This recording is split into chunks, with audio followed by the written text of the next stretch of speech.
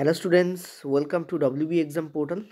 দেখো, তোমাদের যে 11 তারিখ অর্থাৎ আজকের যে তোমাদের 3টে শিফট ছিল, তার উপর বেস করে যে টাইপের প্রশ্ন এসছে তার উপর তোমাদের আমি এক্সপেক্টেড কোশ্চেন্স করাচ্ছি। ঠিক আছে? বলছে যে উত্তল দর্পণে বক্রতা কেন্দ্র কোথায় থাকে। দেখো, উত্তল দর্পণের কথা বলেছে। উত্তল দর্পণ মানে কি? উত্তল দর্পণ কেমন হয়? এরকম হয় উত্তল দর্পণ। ঠিক আছে? উত্তল দর্পণ এমন হয়। তো উত্তল দর্পণে বক্রতা কেন্দ্র কোন দিকে থাকে? বলছে দর্পণের সামনে, দর্পণের পিছনে। দেখো, বক্রতা কেন্দ্র বলতে আমরা কি বুঝি? এই যে তোমাদের এর যে ফিজিক্যাল সারফেস আছে, বা বলতে পারো যেখানে আমরা টাচ করতে পারি তাকে, সেটাকে যদি আমরা কাল্পনিক একটা বৃত্তে পরিণত করি, ঠিক আছে, কাল্পনিক যদি আমরা একটা কিসে পরিণত করি, কনভার্ট করি, একটা বৃত্তে যদি আমরা কনভার্ট করি, এই জায়গাটা একটু তোমাদের বৃত্তের মতো হলো না, তো যাই হোক, বৃত্তে কনভার্ট করি, তাহলে এইখানে দেখবে একটা রেডিয়াস তৈরি হয়।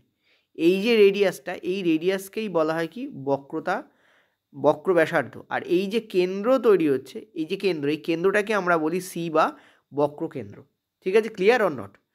এই ব্যাসার্ধটাকে বলি আমরা বক্র ব্যাসার্ধ, আর এই যে সেন্টার, এই সেন্টারটাকে আমরা বলি বক্র কেন্দ্র। ঠিক আছে?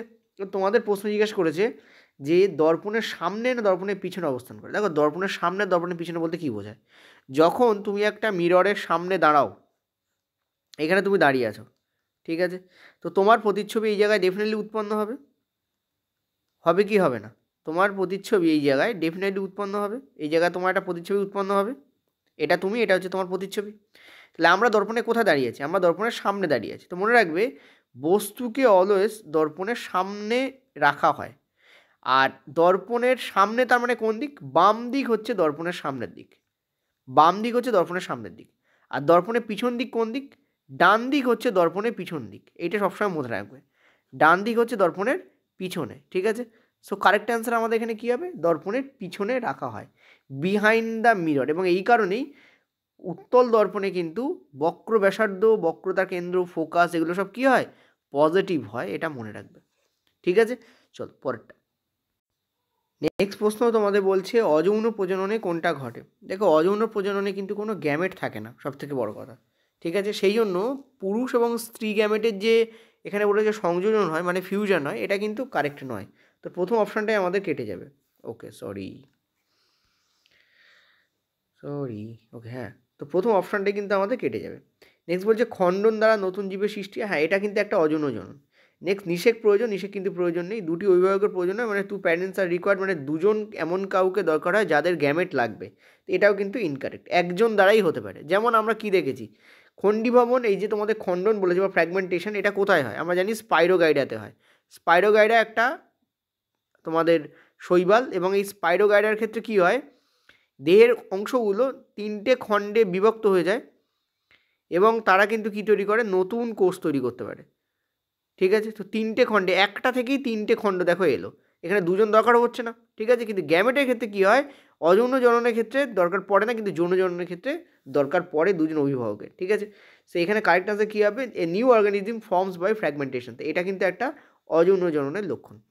নেক্সট, পরের প্রশ্ন বলছে নিউটনের দ্বিতীয় গতি নিয়ম অনুযায়ী, নিউটনের যে সেকেন্ড ল আছে সেই অনুযায়ী অসমতল বল, অ্যাকচুয়ালি এটা আনব্যালেন্সড ফোর্স, এটাকে বলা হয় অসমতল বল নয়, অপ্রতিমিত বল বলা হয়। কি বলা হয়?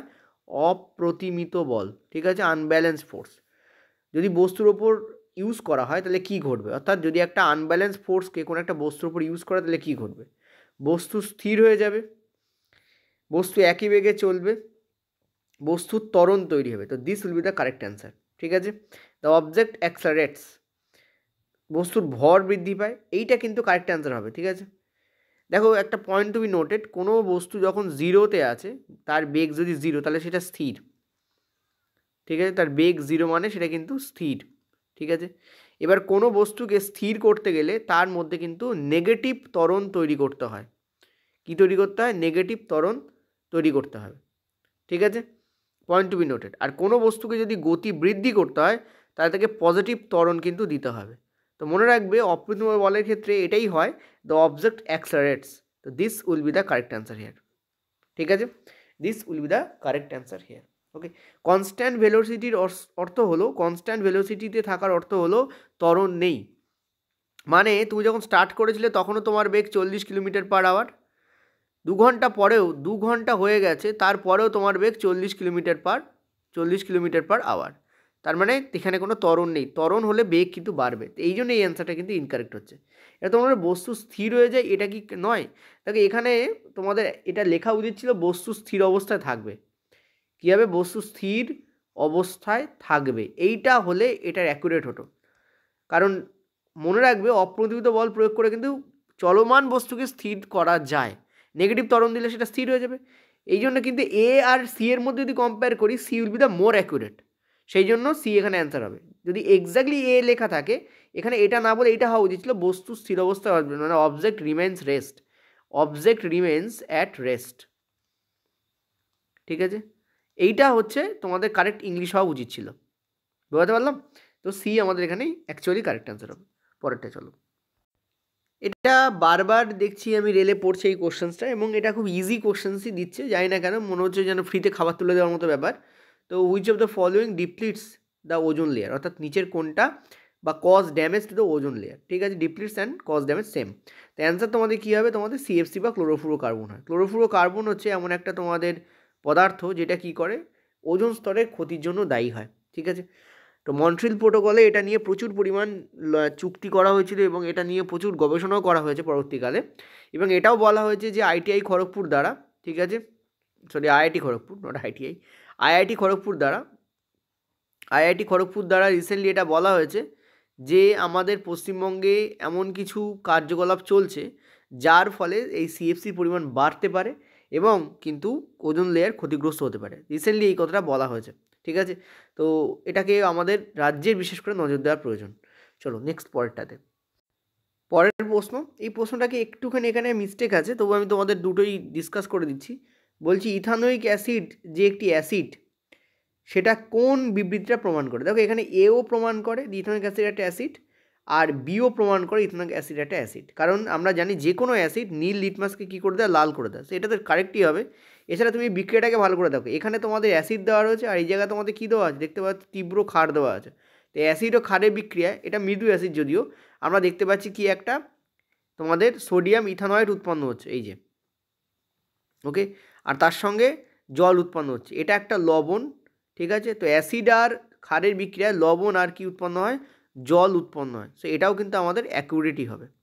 বুঝতে পারলাম? তো কারেক্ট অ্যান্সার এ আর বি বোথ হবে এখানে। চলো পরেরটায় যাবো আমরা, 1 মিনিট। ওকে চলো এটা সেভ করে দিই, পরেরটায়।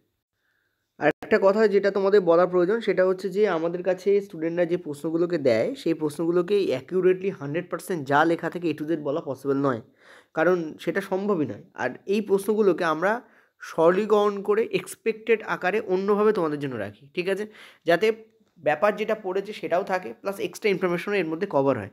তো এর ওপর বেস করে অন্য কোনো প্রশ্ন আসলে তোমরা যদি সেকে অ্যাকুরেটলি অ্যান্সার দিতে পারো। ঠিক আছে, তো দেখো উত্তল দর্পণে নিচের কোন রাশি ধনাত্মক? ঠিক আছে, বলছে ফোকাস। দেখো উত্তল দর্পণ কোনটা একটু আগে তোমাদের বলেছি, উত্তল দর্পণ হচ্ছে এইটা। আর উত্তল দর্পণে আমরা একটু আগে কী দেখেছি? রাইট সাইডে তোমাদের সব পড়ে, ফোকাসও রাইট সাইডে পড়ে। ঠিক আছে, ফোকাস ডিস্ট্যান্স রাইট সাইডে পড়ে, সেন্টার অফ কার্ভেচারও রাইট সাইডে পড়ে, সেন্টার অফ তোমাদের রেডিয়াস অফ কার্ভেচারও রাইট সাইডে পড়ে। এখানে অ্যান্সার তোমাদের কী হবে? বোথ হবে। অর্থাৎ বোথ ফোকাস অ্যান্ড সেন্টার কিন্তু তোমাদের এখানে কী হয়? ধনাত্মক হয়। উত্তল দর্পণ বলেছে সেই কারণে। যদি অবতল দর্পণ হতো উল্টো হতো, মানে এটা নেগেটিভ হয়ে যেত দুটোই। ঠিক আছে, চলো নেক্সট পয়েন্টটাতে। আচ্ছা এই জায়গায় একটা এক্সট্রা তোমাদের পার্ট আগের ভিডিও থেকে, আগের যে কোশ্চেন ছিল তার থেকে এসে গেছে, সরি, এটাকে আমি তোমাদের একটু মুছে দিচ্ছি। কেমন? চলো পরেরটাতে। দেখো রিপ্রোডাকশান থেকে প্রত্যেকদিন প্রশ্ন আসছে। তোমাদের যদি মনে হয় যে রিপ্রোডাকশান চ্যাপ্টারটা আমি তোমাদের ফ্রিতে করাবো, তাহলে নিচে একবার বলো, তাহলে আমি তোমাদের ফ্রিতে করিয়ে দেবো। ঠিক আছে, রিপ্রোডাকশান চ্যাপ্টারটা। তো বলেছে স্ত্রী দেহে ডিম্বাণু নিষিক্ত না হলে কি ঘটে? দেখো আমি যখন এখন কোনো চ্যাপ্টার করাবো, আমি কিন্তু কোশ্চেন্স ওরিয়েন্টেড উপায়ে করাবো। অর্থাৎ আমি তোমাদের এইটা বলবো যে কোন প্যারা থেকে কেমন কোশ্চেন্স হতে পারে। ঠিক আছে, কারণ এক্সাম চলছে, তোমরা বেসিকটা জানোই অটোমেটিক, তবু তোমরা পড়তে চাইছো, তার মানে আমি মনে হচ্ছে রিভিশনের জন্য বলছো। তো যদি এরকম হয় তোমাকে বলো আমি কোন প্যারা থেকে কেমন কোন প্রশ্ন হতে পারে, এই টাইপের তোমাদের একটা অ্যানালাইটিক্যাল পার্ট দিয়ে তোমাদের করাবো, মানে অ্যানালাইসিস করাবো। ঠিক আছে, চ্যাপ্টারটাকে। তো স্ত্রী দেহে ডিম্বাণু নিষিক্ত না হলে কি ঘটে? দেখো স্ত্রী দেখে যখন ডিম্বাণু নিষিক্ত না হয়, ঠিক আছে, তখন ডিম্বাণুটা কিন্তু একদিনের জন্য অ্যাভেলেবেল থাকে। তার মধ্যে যদি ওখানে কোনো রকম নিষেক না ঘটে, তাহলে যেটা হয় সেটা হচ্ছে কিন্তু ওটা বাইরে বেরিয়ে আসে। এবং ওটা শুধু বাইরে বেরিয়ে আসে তা নয়, টোটাল শুধুমাত্র ডিম্বাণুই যে বাইরে বেরিয়ে আসে তা না, প্রতি মাসেই স্ত্রী দেহকে প্রস্তুত করে রাখে তার দেহ। কীভাবে প্রস্তুত করে? এন্ডোমেট্রিয়াম অর্থাৎ জরায়ু গাত্রের যে ভেতরের প্রাচীর, সেই প্রাচীরে কিন্তু একটা কোমল মোলায়েম একটা স্তর তৈরি হয় রক্তবাহ, জালিকা, নালিকা ইত্যাদি দিয়ে। তো এখানে অ্যান্সার তোমাদের কোনটা হবে? সেটা হচ্ছে মাসিক ঘটে। ওকে, কি হয়?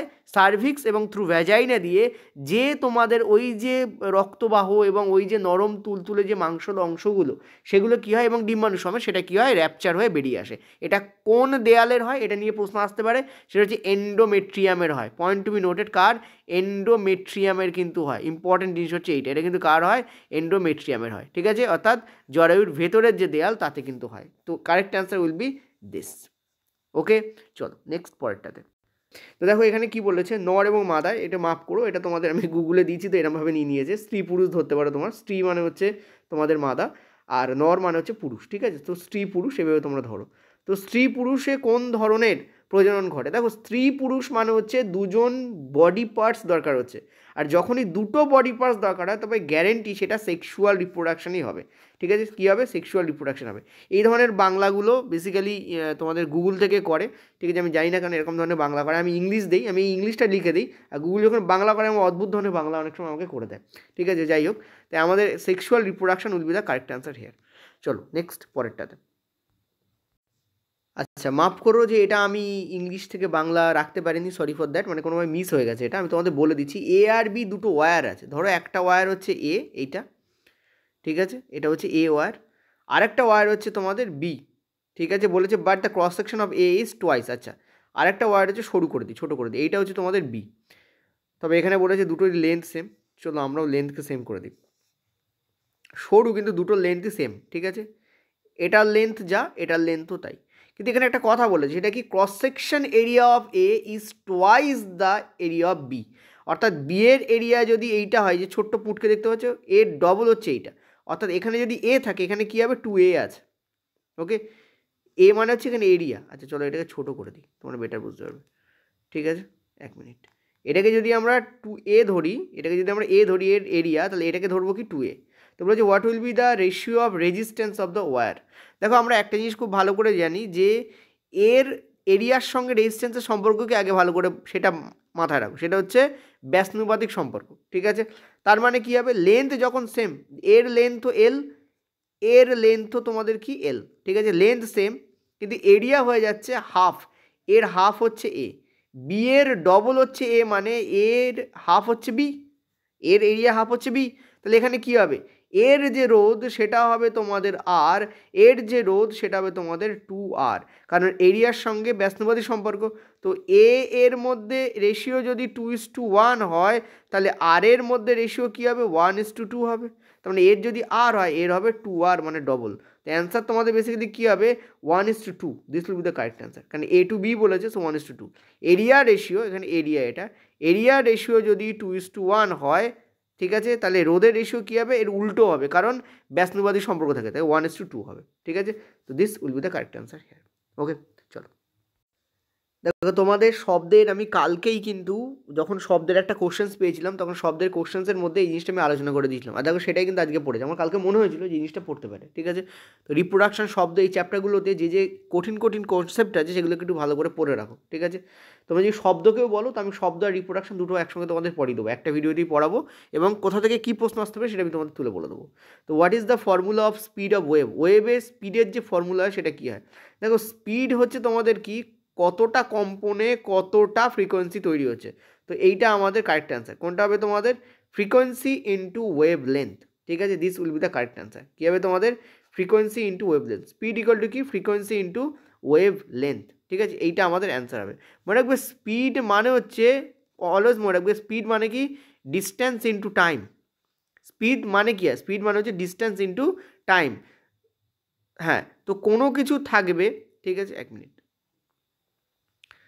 আমার কথা বোঝা যাচ্ছে? স্পিড মানে কি? ডিস্ট্যান্স কতটা টাইমে গেছে, সেটা কি আমরা কি বলি? স্পিড বলি। ভুল হলো, এটা গুণ হবে না, ভাগ হবে। ঠিক আছে, ডিস্ট্যান্স ভাগ time. Really sorry. Speed equal to কী হয়? ডিস্ট্যান্স ভাগ টাইম। তার মানে এখানে আমাকে ডিস্ট্যান্সকে আমাকে টাইম দিয়ে কী করতে হবে? ভাগ করতে হবে। স্পিড ইকুয়াল টু কি? Distance by time. তো ডিস্ট্যান্সকে আমাকে কী করতে হবে? টাইম দিয়ে ভাগ করতে হবে। এখানে ডিস্ট্যান্স কোনটা? ডিস্ট্যান্স হচ্ছে আমাদের ওয়েভ লেন্থ। ডিস্টেন্স হচ্ছে আমাদের কি ওয়েভ লেন্থ, ঠিক আছে।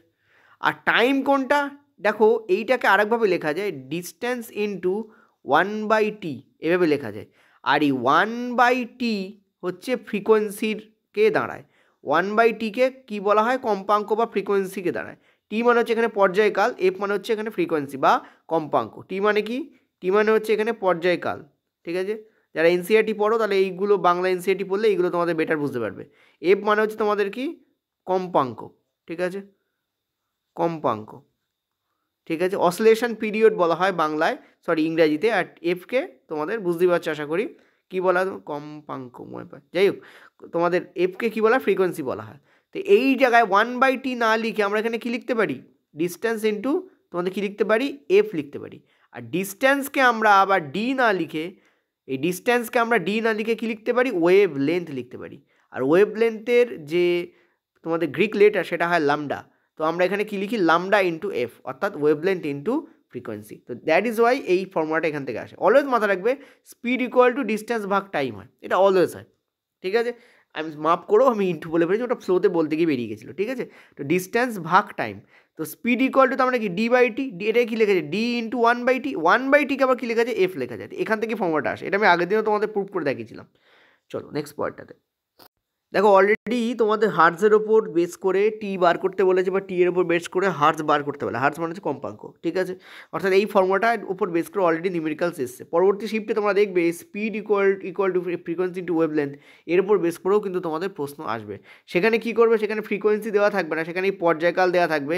পর্যায়কাল থেকে ফ্রিকোয়েন্সি বার করবে এবং তারপর তোমরা ওয়েভলেন্থের সঙ্গে গুণ করলে তবে তোমরা স্পিড পাবে। আমরা বোঝাতে পারলাম, এভাবেও তোমাদের আসতে মানে এই ফর্মুলাটাকে অনেকভাবে ব্যবহার করে কিন্তু কোশ্চেন দেওয়া যেতে পারে। পরের প্রশ্ন, নিউরনের প্রধান অংশগুলি কি কি, what are the main parts of neuron. তো বলছে শুধু সেল বডি এবং অনলি সেল বডি না, আমরা এই নিউরনের মেন যে পার্টস থাকে সেটা থাকে, একটা তোমাদের কি থাকে, সেল বডি থাকে, ঠিক আছে। আর তার সঙ্গে লাগোয়া কি থাকে, তোমাদের অ্যাক্সন থাকে, ঠিক আছে। আর কি থাকে, এগুলো থেকে তোমাদের বেরোয় এরকম ছোটো ছোটো ছোটো ছোটো ডেনড্রন বা ডেনড্রাইট, ঠিক আছে। আর ভেতরে তোমাদের কি থাকে, একটা কোষ দেহ থাকে, ঠিক আছে। এর যে পুরো পার্ট আঁকলাম, এই পুরো পার্টটাকে আমরা বর্ণনা করে দিই। এই যে পার্টটা দেখতে পাচ্ছ মাঝখানে, এটাকে আমরা বলি সেল বডি। এর আরও নাম আছে, পেরিক্যারিয়ন সেল যেমন এর একটা নাম, ঠিক আছে, সেল বডি বা পেরিক্যারিয়ন সেল, ঠিক আছে। আচ্ছা, এই যে ছোটো ছোটো শুঙ্গ মতো বেরিয়েছে এগুলো কি, ডেনড্রন, ঠিক আছে। কি এগুলো, ডেনড্রন। এই যে লম্বা পার্টটা এটা কী হচ্ছে, এটা হচ্ছে অ্যাক্সন, ওকে। আর এইগুলো কি, এগুলো হচ্ছে সাইন্যাপস,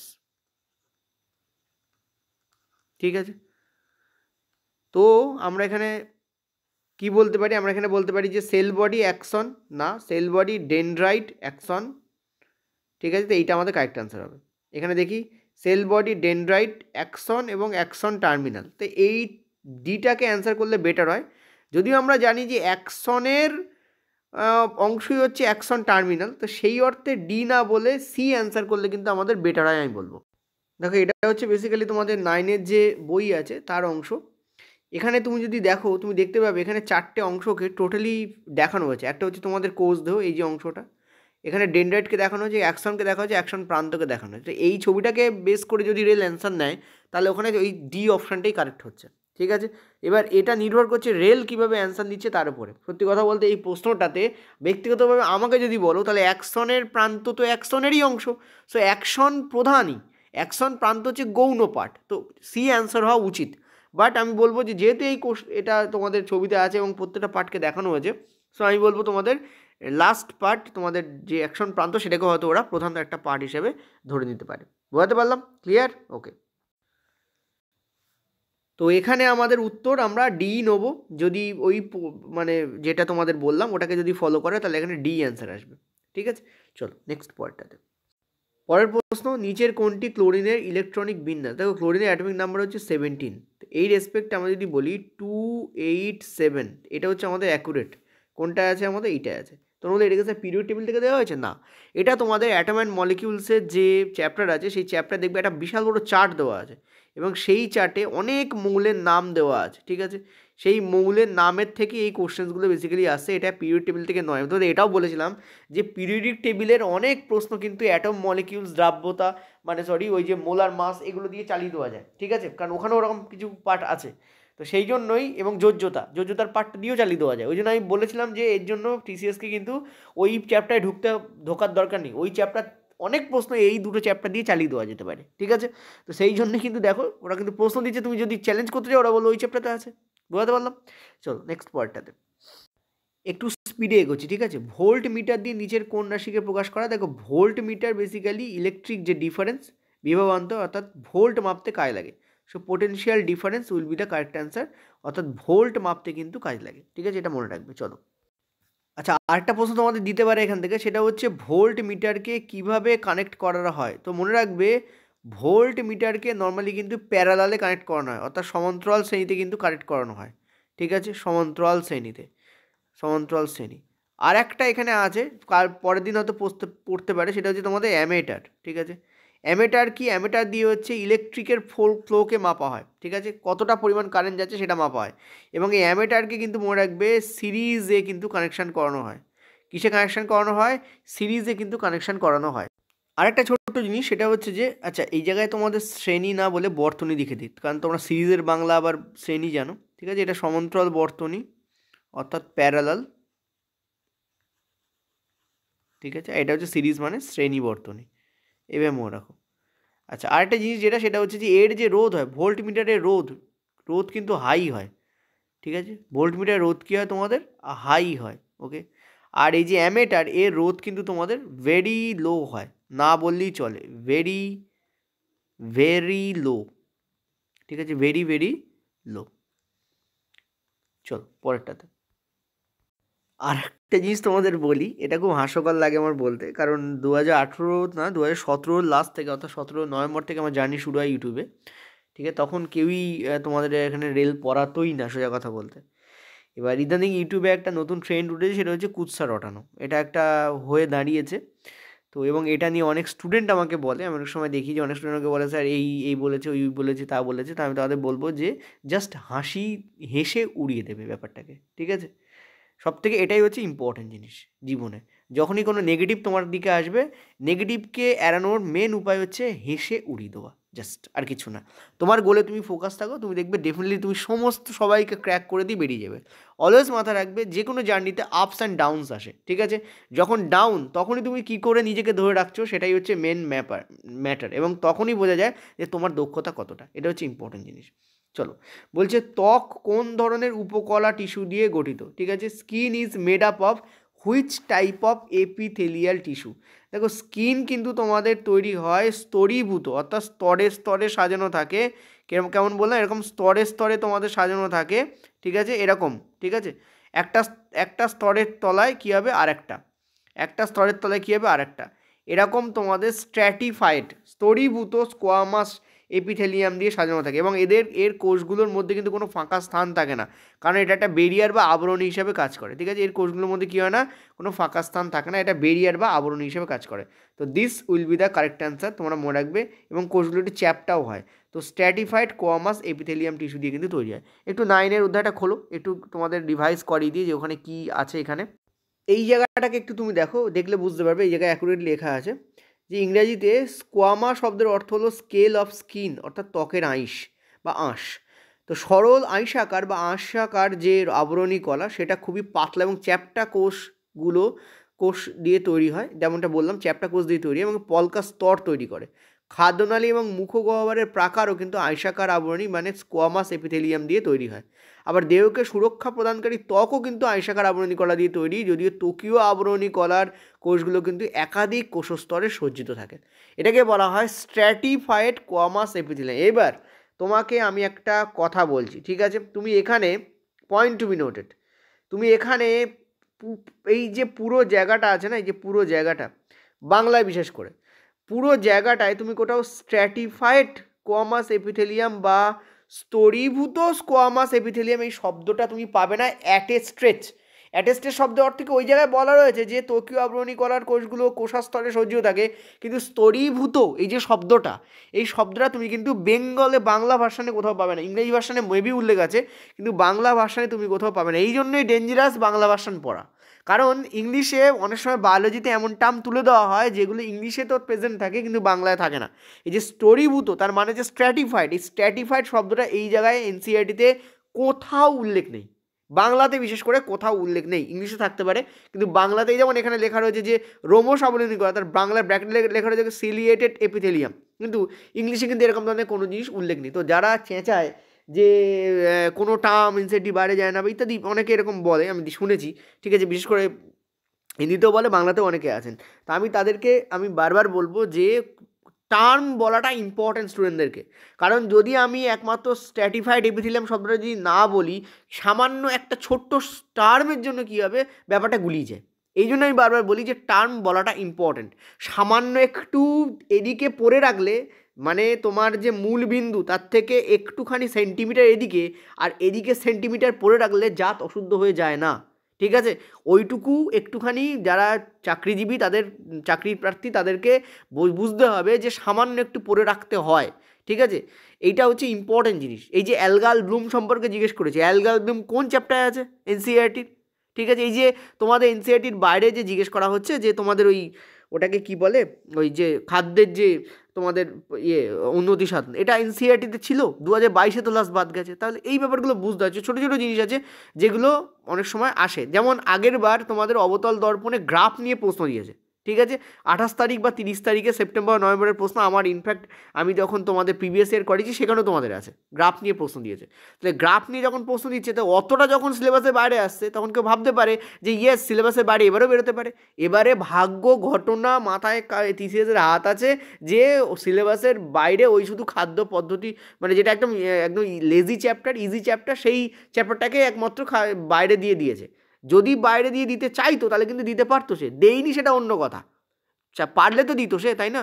এবং এসছে অনেক কিছুও এসছে যেগুলো সিলেবাসের বাইরে, ছোটো ছোটো টার্ম ধরে ধরে আজকে একটা আলোচনা করবো, দেখবো সিলেবাসের মধ্যে নেই, বাট ওখানে কিন্তু তোমাদের দেওয়া রয়েছে, একটু পরে আলোচনা করবো, ঠিক আছে?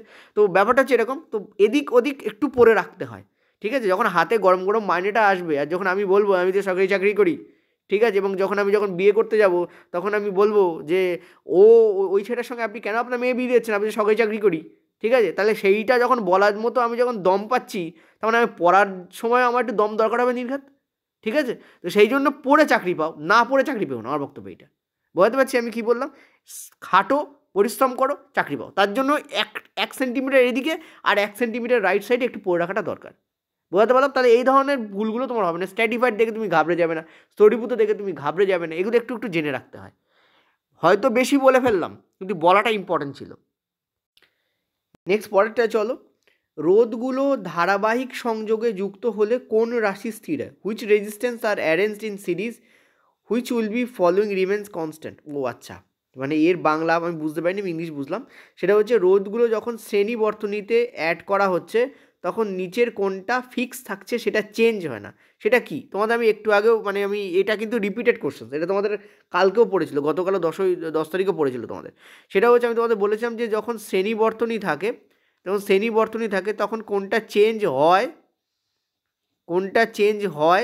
আর কোনটা চেঞ্জ হয় না, এই দুটো ইম্পর্টেন্ট, ঠিক আছে? তো মনে রাখবে যে তোমাদের শ্রেণী বর্তনীতে যেটা হয় সেটা হচ্ছে ভোল্ট চেঞ্জ হয় না, ভোল্ট কী হয় না, চেঞ্জ হয় না। ওপরে চেঞ্জ লেখা আছে, ভোল্ট চেঞ্জ হয় না। কি চেঞ্জ হয়? ভুল বলছি আমি, আই চেঞ্জ হয় না, ভোল্ট চেঞ্জ হয়,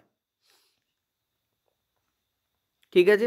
আই চেঞ্জ হয় না, ভোল্ট চেঞ্জ হয়। কেন? কারণ একটা দুটো যদি রোধকে তুমি যদি এরকম শ্রেণীতে অ্যাড করে রাখো, তাহলে এই আই আসছে, আই এর মধ্যে দিয়ে যাবে, কনস্ট্যান্টলি বেরিয়ে যাবে। সো আই সেম পরিমাণই যাবে, কিন্তু ভোল্ট কী হবে? চেঞ্জ হবে। এরকমই যদি তুমি প্যারালাল বা সমান্তরাল বর্তনীতে সমান্তরালে যাও, ঠিক আছে, তখন যেটা হয় সেটা হচ্ছে চেঞ্জ লিখলাম, আই হয়, মানে আই চেঞ্জ হয়, কিন্তু ভি হয় না, মানে ভি চেঞ্জ হয় না, ঠিক আছে? এটা মনে রাখবে, এই দুটো দিয়ে কিন্তু কনস্ট্যান্ট প্রশ্ন আসছে, ঠিক আছে? তো অ্যান্সার আমাদের কী হবে? কোন রাশিটা চেঞ্জ হয় না, সেটা হচ্ছে আমাদের আই চেঞ্জ হয় না, অর্থাৎ কারেন্ট কিন্তু চেঞ্জ হয় না, ঠিক আছে, কিন্তু ভোল্টেজ চেঞ্জ হয়। এখানে স্থির থাকে মানে হয় না বলতে চেয়েছি। রিমেন্স কনস্ট্যান্ট শব্দের অর্থ একই থাকে, তার মানে কি একই থাকে মানে কি চেঞ্জ হয় না, কোনটা চেঞ্জ হয় না? কারেন্ট। পরের প্রশ্ন, এই প্রশ্নগুলোকে কী করছে জানো তো? তুলছে আর ঘুরিয়ে দিচ্ছে, ঠিক আছে? আমি তোমাদের যে 69 রুপিসের যে মক টেস্ট তোমাদের দেওয়ার কথা বলেছি, বেসিক্যালি ওটা মক টেস্ট নয়, আমি ভিডিওতেও বলেছি, ওটা মক টেস্টও আছে, যে কটা দেওয়া হয়েছে তার সাথে আমি বলেছিলাম যে কোশ্চেন্সের আমি ভিডিও সলিউশন তোমাদের করব, ঠিক আছে, এইটা আমি বলেছিলাম যে কোশ্চেন্সের ভিডিও সলিউশন করব। তো ঘটনা যেটা হয়েছে যে এই যে তোমাদের পুরো পার্ট, এই পার্টটা আমি তোমাদের এই জায়গাতে এক্সপেক্টেড আকারেও অনেকটা করাচ্ছি, যে কারণে ওই জায়গাটা একটু ল্যাক হচ্ছে, এটা আমি মানি। ঠিক আছে, দেখো প্রচুর মানে মানুষকে পাবে যারা নিজের ঢাক নিজেরা পেটায়, ঠিক আছে। আমি ডাইরেক্ট বলি যে ওই যে মেন কোর্স সেটা কমপ্লিট আছে, মেন কোর্সে 100% সিলেবাস কমপ্লিট করানো হয়েছে এবং টোটালি কমপ্লিট। এবং ওখানে আমরা প্রথম দিকে ভেবেছিলাম যে হয়তো তোমাদের কারেন্ট এবং ইলেকট্রিসিটি এবং তোমাদের ইলেকট্রিসিটি বা কারেন্ট বলতে পারো এবং ম্যাগনেট এবং লাইট থেকে বেশি প্রশ্ন আসবে, যেমনটা আগের বারের ট্রেন দেখা গেছে। এবং ইনফ্যাক্ট আমি নই, সবাই তাই ভেবেছে। এবং তুমি দেখবে গতি থেকে সব থেকে কম কোশ্চেন্স করানো হয়েছে, লাইট ম্যাগনেট ইটি থেকে সব থেকে বেশি কোশ্চেন ইউটিউবে সমস্ত ফিজিক্স বা কেমিস্ট্রি বায়োলজি যারা পড়ান, হিন্দি বলো বাংলা বলো, সবাই তাই করিয়েছেন, ঠিক আছে। এক্ষেত্রে আমিও ব্যতিক্রম নই, কিন্তু আমি এই কথাটা এই কথাটা বলেছিলাম, আমি সত্যি কথা বলতে এই কথাটা বলেছিলাম যে 2018-তে দেখা গেছে যে ক্লাস 9 থেকে প্রশ্ন এসছে। 2022-এ মানে যেটা 2019-এ পরীক্ষা, তাতে দেখা গেছে 10 থেকে পরীক্ষা এসছে। হয়তো দেখা গেল এবছর অর্থাৎ 2025-এ, যেটা কিন্তু 2024-এর, সেখানে আমার 9 রিপিট হলো। তা ব্যাপারটা এক্স্যাক্টলি যে পুরোপুরি আমার কথা ঠিক হয়েছে তা নয়। এখানে যেটা হয়েছে 9 নিয়েছে 60% আর 10 নিয়েছে 40%, বিশেষ করে ফিজিক্সে তো তাই করছে, ঠিক আছে। বায়োলজিতে এখন আর তা দেখা যাচ্ছে না। বায়োলজি দেখো, আমি ট্রেনটা তোমাদের বলি, এটা বক বক নয়, এটা শুনতে হয়, কারণ তুমি স্ট্র্যাটেজি এর উপর বেস করে দাঁড়ায়। বায়োলজিতে 50-50 হচ্ছে, 50-50, অর্থাৎ বায়োলজি যতটা 9 থেকে আসছে ততটাই 10 থেকে আসছে, এরকম। কেমিস্ট্রিতেও তাই। কেমিস্ট্রিতে কী হয়, 50-50 হয়ে গেছে, অর্থাৎ যতটা 9 থেকে আসছে ততটা। এগুলো যেমন 9-এর প্রশ্ন, এগুলো যেমন 10-এর প্রশ্ন। ক্লিয়ারলি বুঝতে পারছো তো? কেমিস্ট্রিতেও কিন্তু 50-50 আসছে। কিন্তু ফিজিক্সের ক্ষেত্রে কেবলমাত্র কী করেছে, 60-40 করে দিয়েছে, অর্থাৎ 60% 10 নিয়েছে, 60% 9 নিয়েছে, 40% তোমাদের 10 নিয়েছে, ঠিক আছে। এটা হয়, এটা হয়, ঠিক আছে। তো এই ব্যাপারটা তার মানে কি, তার মানে 9-10 তোমাকে বোথ ভালো করে পড়তে হবে। শুধু তাই নয়, এমন কিছু চ্যাপ্টার ঢুকিয়ে দিয়েছে যে চ্যাপ্টারগুলো 2022-এর পরে বাদ গেছিলো টোটাল। বোঝাতে পারলাম আমি? ক্লিয়ার? এই পার্টটাকে একটুখানি বুঝতে হয়। চলো নেক্সট পরেরটায় আমার এখানে যেটা কোশ্চেন্স করাচ্ছি, তো বলছে যে CO2 এবং ক্যালসিয়াম হাইড্রক্সাইডের সাথে বিক্রিয়া করলে রাসায়নিকটি, তোমরা বলবে এই কোর্সটা স্যার কী হবে, তাহলে এই কোর্সটা তোমাদের আজকেও আমি দেবো ভেবেছিলাম, আজকেও সম্ভবত তোমাদের দেখবে, তোমাদের মক টেস্ট 2খানা আপলোড করা হয়ে গেছে অলরেডি, ঠিক আছে। এই ভিডিও চলতে ওরা মক টেস্ট তৈরি করছে, আমি দেখলাম আমার টিম মেম্বার, মক টেস্ট তোমাদের আপলোড করা হয়ে গেছে, রাত্রের মধ্যে মক টেস্ট তোমরা পেয়ে যাবে। CO2 এবং ক্যালসিয়াম হাইড্রক্সাইডের সাথে বিক্রিয়া করলে কোন রাসায়নিকটি গঠিত? আর এটা যারা মেন কোর্সে আছো তাদের এটা নিতে হবে না, কারণ মেন কোর্সে যারা আছো সেই কোর্সটার মধ্যে একটা পার্টই হচ্ছে এটা, সেই জন্য মেন কোর্সে যারা আছো তাদের এটা কখনো কিনবে না, আমি বারবার বলেছি। তার সাথে দুজন আমাকে আজকে শুনলাম অ্যাডমিনের কাছে যে তারা বলেছেন আমরা কিনে ফেলেছি। দেখো, কিনে ফেললে কিছু করার থাকে না, আমি অ্যাডমিনকে বলেছি তোমাদের ব্যাক করে দিতে, পেমেন্ট ব্যাক করতে, ঠিক আছে, এটা আমি বলেছি। যদিও সার্ভারের পেমেন্ট আমাদের কেটে নেয়, কিন্তু পেমেন্ট আমরা ব্যাক করতেই বলেছি, এটা গেল। নেক্সট পেমেন্ট যেটা হয় সেটা হচ্ছে যে তোমাদের এটা তারাই কিনবে যারা মেন কোর্স নাও নি। তো CO2 এবং ক্যালসিয়াম হাইড্রক্সাইড হচ্ছে CaOH2। এবার আর কোনো এক্সট্রা কথা বলবো না, এবার আমাদের ক্লাস চলবে। তো এর সঙ্গে যদি CO2 দাও, তাহলে যেটা উৎপন্ন হয় সেটা হচ্ছে ক্যালসিয়াম কার্বনেট উৎপন্ন হয়, CaCO3 উৎপন্ন হয়, ঠিক আছে। আর ওদিকে কী উৎপন্ন হয়, দেখো Ca গেল, CO2 ছিল আর একটা O চলে গেল, CO2। এবার তাহলে পড়ে থাকলো কি, তাহলে বলো, H2O পড়ে থাকলো। তো ক্যালসিয়াম কার্বনেট আর জল উৎপন্ন হয়, ঠিক আছে। তো অ্যান্সার আমাদের কী হবে, ক্যালসিয়াম কার্বনেট। কোথায় আছে, এই যে ক্যালসিয়াম কার্বনেট আর জল। যদি এর মধ্যে আরও বেশি পরিমাণ তুমি CO2 দাও, তাহলে এই ক্যালসিয়াম কার্বনেট এবং জলের সঙ্গে এই CO2 আবার ফার্দার বিক্রিয়া করে ক্যালসিয়াম বাইকার্বনেট উৎপন্ন করে। ক্যালসিয়াম বাইকার্বনেট কিন্তু প্রথম উৎপন্ন হয় না, প্রথম উৎপন্ন তোমাদের ক্যালসিয়াম কার্বনেট। অতিরিক্ত CO2 দিলে তবেই ক্যালসিয়াম বাইকার্বনেট কিন্তু উৎপন্ন হয়। তো correct answer will be this এর, ঠিক আছে। চলো, নিচের কোনটি একটি আণবিক যৌগ, ঠিক আছে, নিচের কোনটি একটি আণবিক যৌগ? দেখো, মলিকিউলার কম্পাউন্ড আর আয়োনিক কম্পাউন্ড, ঠিক আছে। আয়োনিক কম্পাউন্ড, এই দুটো কথা আছে, এটা একটু জেনে যাও, ইম্পর্টেন্ট। একটা হচ্ছে তোমাদের মলিকিউলার কম্পাউন্ড, যেটা এখানে বলা রয়েছে, আর আয়োনিক কম্পাউন্ড, ঠিক আছে। এটা বলছে আণবিক কম্পাউন্ড, মানে মলিকিউল থেকে আসছে ওই জন্য। দেখো, মলিকিউলার কম্পাউন্ড হচ্ছে সেই কম্পাউন্ডগুলো যেখানে আমরা দেখি অধাতুর বন্ড তৈরি হচ্ছে, অধাতু প্লাস অধাতুর বন্ড তৈরি হচ্ছে, মানে দুটোই অধাতু। আর আয়নিক বন্ড যেখানে দেখি সেখানে আমরা দেখব ধাতু এবং অধাতুর মধ্যে বন্ড তৈরি হচ্ছে, ঠিক আছে। ক্লিয়ার? এবার মনে রাখবে যে অধাতু বন্ডের ক্ষেত্রে আমরা কী পাই, আমরা পাই যে এখানে ইলেকট্রন কী হচ্ছে, ইলেকট্রন শেয়ার হচ্ছে, ইলেকট্রন পেয়ার কী হচ্ছে, শেয়ার। ইলেকট্রন পেয়ারই বেসিক্যালি কী হয়, শেয়ার হচ্ছে, ঠিক আছে। এটাকে আমরা কী বলি, সমযোজী বন্ধনও বলি বা সমযোজী যৌগও বলি। এই ধরনের যৌগকে আমরা কি বলি? সমযোজী যৌগও বলি, মানে কোভ্যালেন্ট কম্পাউন্ডও বলি। কোভ্যালেন্ট কি বলি আমরা? কোভ্যালেন্ট কম্পাউন্ডও বলি, ঠিক আছে, কোভ্যালেন্ট কম্পাউন্ডও বলি। আর এইগুলোকে আমরা কি বলি? আমরা বলি ইলেকট্রোভ্যালেন্ট কম্পাউন্ড। ইলেকট্রোভ্যালেন্ট, ইলেকট্রোভ্যালেন্ট, ঠিক আছে, ইলেকট্রোভ্যালেন্ট কম্পাউন্ড অর্থাৎ তড়িৎ যোজী যৌগ। কি বলি আমরা? তড়িৎ যোজী, ঠিক আছে, যৌগ, তড়িৎ যোজী যৌগ। ওকে, এই দুই ধরনের ক্ষেত্রে একটা জিনিস অলওয়েজ মাথা রাখবে, বড্ড বেশি লাল লাল হচ্ছে, অলওয়েজ মাথা রাখবে এক্ষেত্রে ইলেকট্রন শেয়ার হয়, এক্ষেত্রে কী হয়? ইলেকট্রন এক্সচেঞ্জ হয়, অর্থাৎ ইলেকট্রন পার্মানেন্টলি শ্বশুরবাড়ি চলে যায়, ঠিক আছে, ইলেকট্রন কী হয়? এক্সচেঞ্জ হয়। এখানে কোনটা আছে দেখো, এখানে Na আর Cl আছে, তো একটা ধাতু একটা অধাতু, এটা তো নয়, কারণ ধাতু অধাতু হলেই এটা হয়ে যাবে।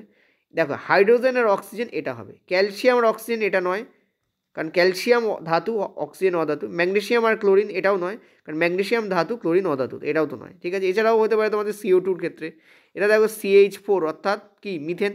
যে কোনো জৈব যৌগ কিন্তু তোমাদের মলিকুলার কম্পাউন্ড হয়, এটা মনে রাখবে। H2O, ঠিক আছে, H2O কিন্তু জৈব যৌগ নয়, কিন্তু H2O কিন্তু একটা মলিকুলার কম্পাউন্ড। ক্লিয়ার হয়েছে?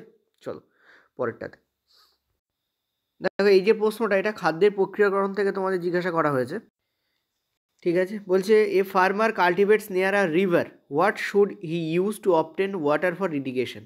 এখানে অ্যান্সার হবে তোমাদের ক্যানেল লিফট ইরিগেশন, ঠিক আছে। আমি জানি না এর বাংলা কী করেছে, বাট এইটা আমাদের কারেক্ট অ্যান্সার হবে। চলো কোথায় আছে এটা, কীভাবে এটা তোমাদের এফেক্ট করে সেটা দেখে নেওয়া যাক। তো this will be the correct answer ইয়ার, ঠিক আছে।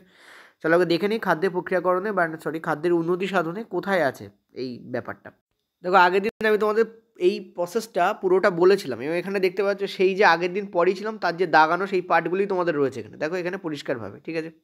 কি বলা রয়েছে দেখো, বলা হয়েছে যে কীভাবে আমরা জলসেচ করতে পারি। তো এক তো তোমাদের কুয়ো বা কূপ, খাল, নল, জলাধার, এই ধরনের পদ্ধতিগুলো রয়েছে।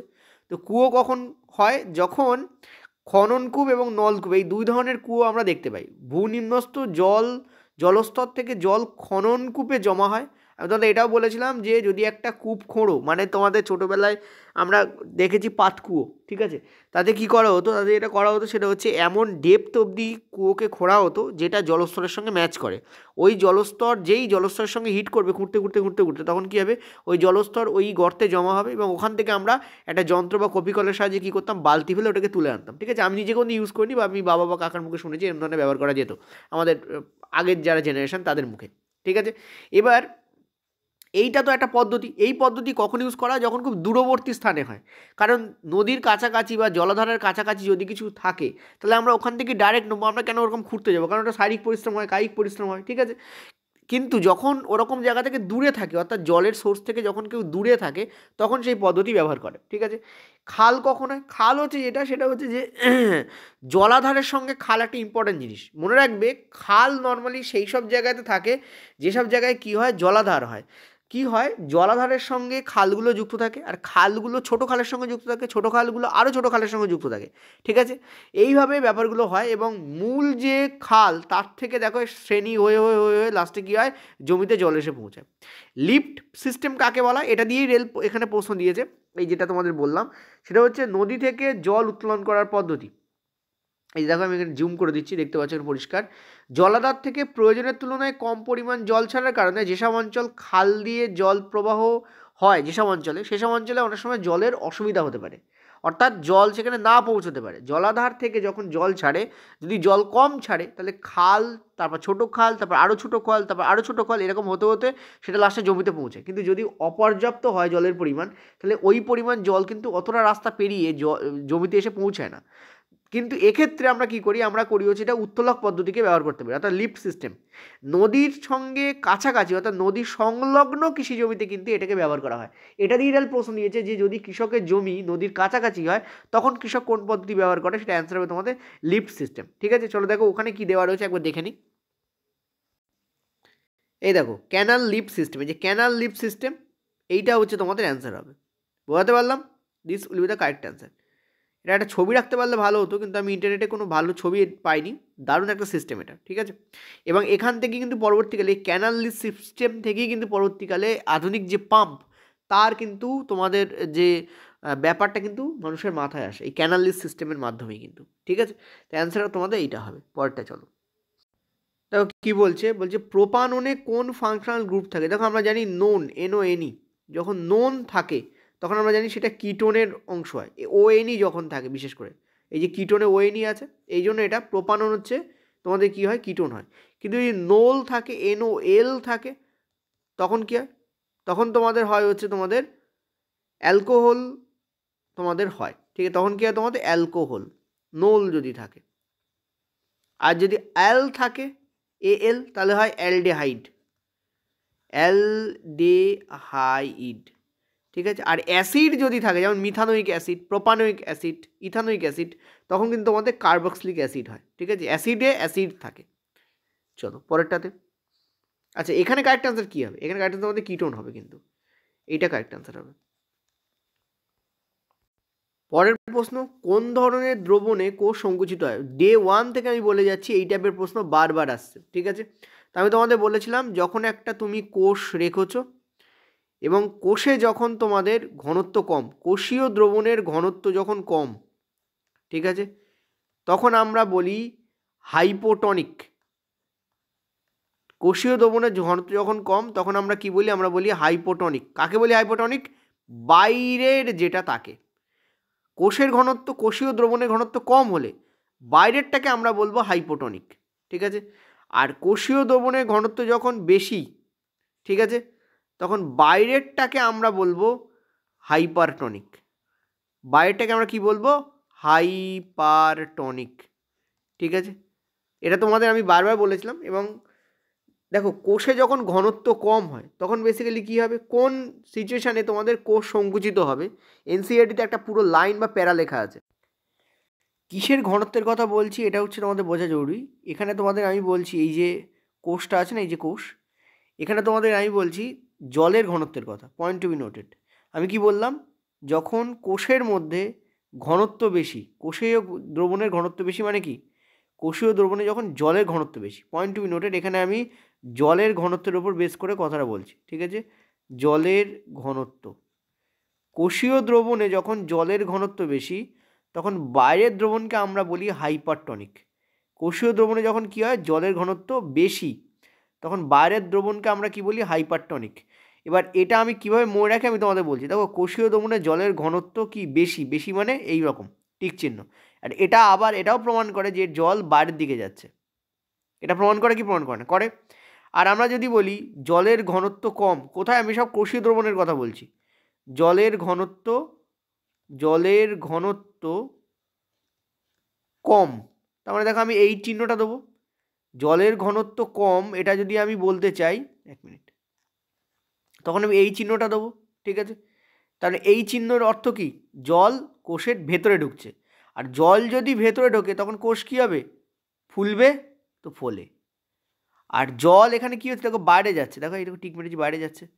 তার মানে কি, এখানে জল বেরিয়ে যাচ্ছে, অর্থাৎ কোষ কী হবে? কুঁচকে যাবে বা সংকুচিত হবে। এখানে অ্যান্সার কী হবে? কোন দ্রবণে? হাইপারটনিক দ্রবণে, ঠিক আছে।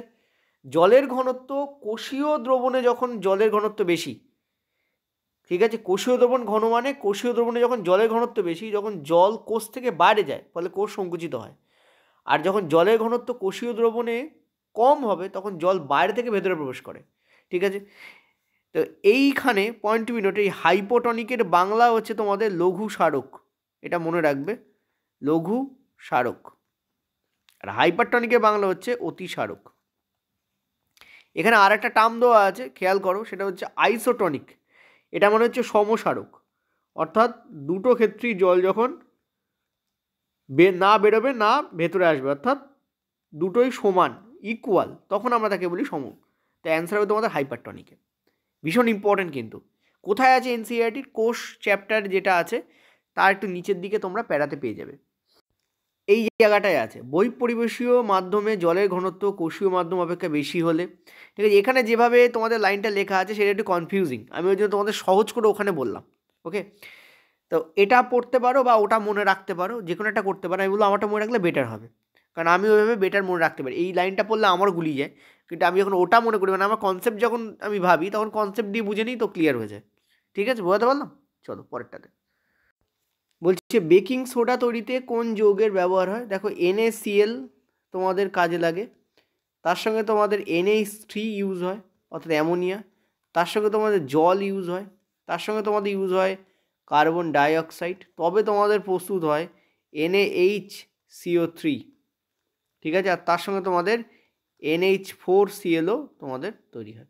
ঠিক আছে, এইটাই হচ্ছে বেকিং সোডা, সোডিয়াম বাইকার্বনেট। তাহলে কী কী আছে দেখো, সোডিয়াম ক্লোরাইড, অ্যামোনিয়া, জল, কার্বন ডাইঅক্সাইড। তো এইটা আমাদের কারেক্ট অ্যান্সার, ফার্স্ট অপশানই রয়েছে।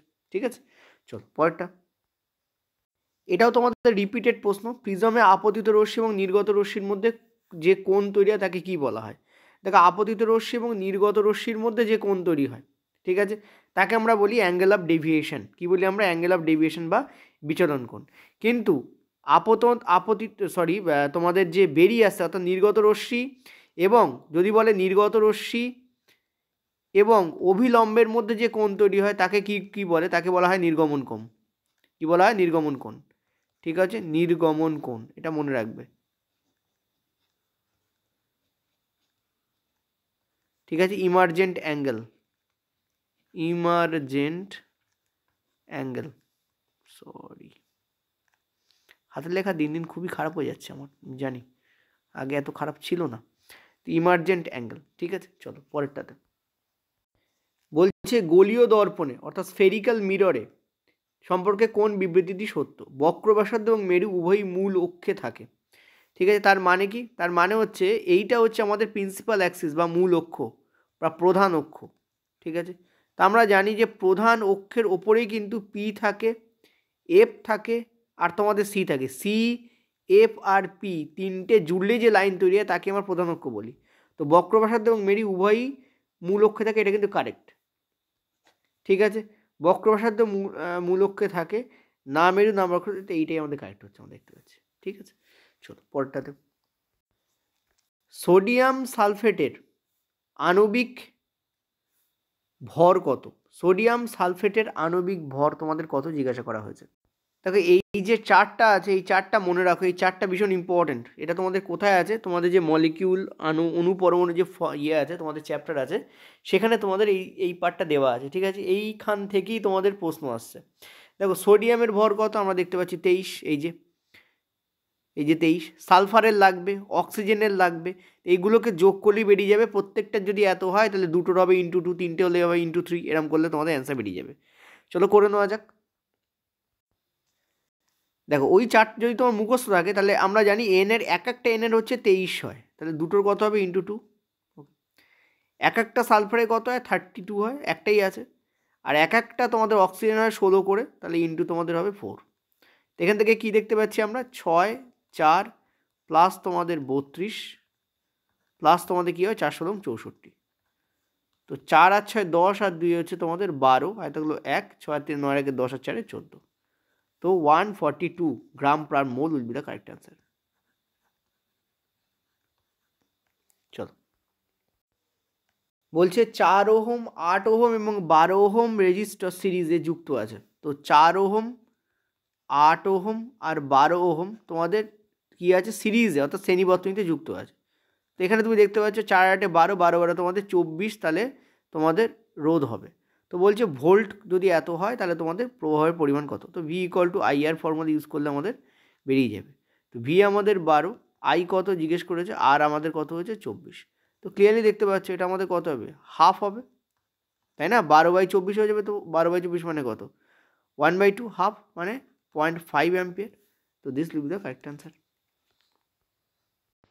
নেক্সট প্রশ্ন তোমাদের বলেছে নিম্নলিখিতের মধ্যে কোনটি জৈব আবর্ধনের উদাহরণ? বায়োম্যাগনিফিকেশন। বায়োম্যাগনিফিকেশন আমি তোমাদের কি বলেছি, যে যদি তুমি দেখো যে তোমাদের একদম নিচের স্তরে আছে আমাদেরকে তোমাদের উদ্ভিদ অর্থাৎ উৎপাদক, তারপরে আস্তে আস্তে খাদকের স্থান শুরু হয়। তো আমরা দেখেছি উৎপাদক থেকে যত আমরা খাদকের দিকে এগোবো এবং যত আমরা উপর দিকে উঠবো তত আমাদের এনার্জি সেটা আমাদের কমবে, কিন্তু দেখবো যে যত আমাদের ওই বিষাক্তীকরণ অর্থাৎ বায়োম্যাগনিফিকেশনের পরিমাণ আমাদের কী হয় বাড়ে, অর্থাৎ যত দূষিত জিনিস তত ওপরের স্তরের খাদকদের শরীরে গিয়ে জমাটবদ্ধ হয়। যেমন তোমাদের কীটনাশক অর্থাৎ পেস্টিসাইড।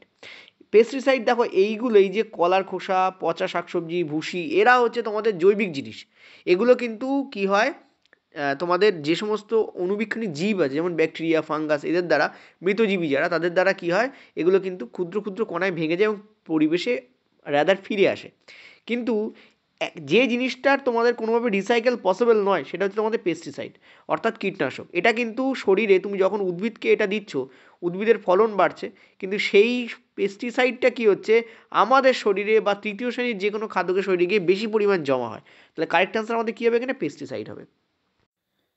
বলেছে যে কোন দূরত্বে প্রতিধ্বনি শোনা যায় না। দেখো এই জায়গা থেকে ধরো আমরা একটা প্রতিধ্বনি করলাম এবং সেটা কোনো একটা প্রতিফলকে আঘাতপ্রাপ্ত হলো এবং হওয়ার পর ফার্দার সেটা কী করছে, আবার ব্যাক করছে। এই টোটাল ডিস্ট্যান্সটা, এই যে পুরো ডিস্ট্যান্সটা, ঠিক আছে, এটা আমাদের কত হওয়া উচিত? মিনিমাম 1734.4 মিটার হওয়া উচিত।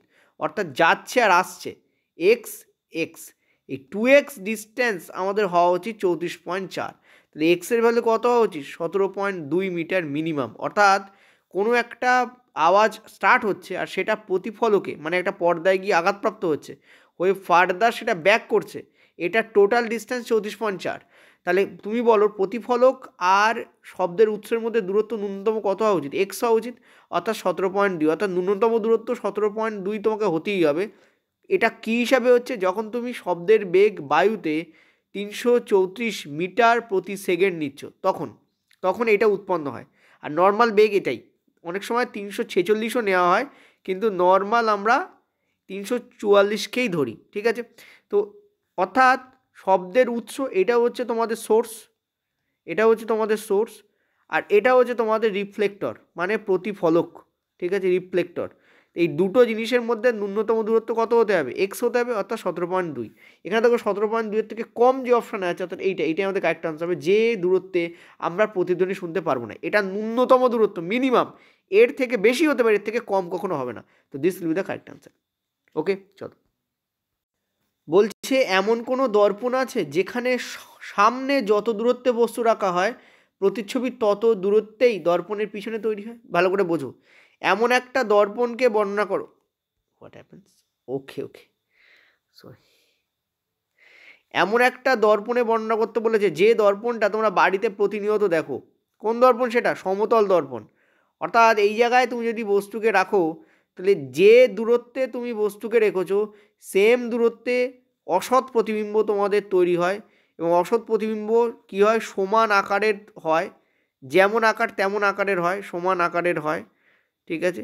আর সেটা কী হয়? সেটা তোমাদের সোজা প্রতিবিম্ব হয়। তুমি ডেফিনেটলি আয়নার সামনে দাঁড়ালে নিজেকে উল্টো দেখো না, পা উপরে মাথা নিচে দেখো না। এটা তোমাদের হবে হচ্ছে সমতল দর্পণ বা আয়না, ঠিক আছে, সমতল দর্পণ বা আয়না। Good questions, very good questions, দারুণ প্রশ্ন। অ্যান্সার হবে তোমাদের সমতল দর্পণ। বা রেলওয়ে, বাহ। চলো পরেরটা। বলছে what controls and coordinates the function of human body. ঠিক আছে, এখানে অ্যান্সার হবে হরমোন। যদিও তোমরা জানো যে তোমাদের নার্ভাস সিস্টেম ও হরমোন বোথ, ঠিক আছে, নার্ভাস সিস্টেম এবং হরমোন বোথ হয়, কিন্তু এখানে তার মধ্যে হরমোন দেওয়া রয়েছে, তো হরমোন এখানে অ্যান্সার হবে। কন্ট্রোল অ্যান্ড কোঅর্ডিনেশন চ্যাপ্টারটাই এই দুটো পার্টকে নিয়ে, তার উপর বেস করে দেখো প্রশ্ন দিয়ে দিয়েছে। চলো, which substance when heated finally gives slaked lime. ঠিক আছে, finally gives what? Slake lime. দেখো 99% ক্ষেত্রে আমি দেখেছি যে থার্ড শিফটের প্রশ্ন আমরা একটু কম পাই, মানে আমি বেসিক্যালি একটু কম পাই, কিন্তু তোমাদের মাঝখানে যে প্রশ্নগুলো আলোচনা করেছি ওগুলো হচ্ছে তোমাদের থার্ড শিফটের প্রশ্ন, ঠিক আছে। তো কোনো মানে ওই টাইপের প্রশ্ন আর কি। কোনো পদার্থকে গরম করলে শেষে স্ল্যাক লাইম উৎপন্ন হয়। স্ল্যাক লাইম মানে হচ্ছে CaOH2, অর্থাৎ ক্যালসিয়াম হাইড্রক্সাইডকে কিন্তু স্ল্যাক লাইম বলে। মনে রাখবে কুইক লাইম বলা হয়, কুইক লাইম বলা হয় তোমাদের CaO-কে, আর স্ল্যাক লাইম বলা হয় কিন্তু CaOH2-কে, ঠিক আছে। তো বলছে কোন পদার্থকে গরম করলে স্ল্যাক লাইম পাওয়া যায়। তবে আমার মনে হয় না প্রশ্নটা এটা ছিল। প্রশ্নটা ছিল তোমাদের কোন পদার্থকে গরম করলে শেষে তোমাদের কুইক লাইম উৎপন্ন হয়। আমার মনে হয় প্রশ্নটা এইটা ছিল।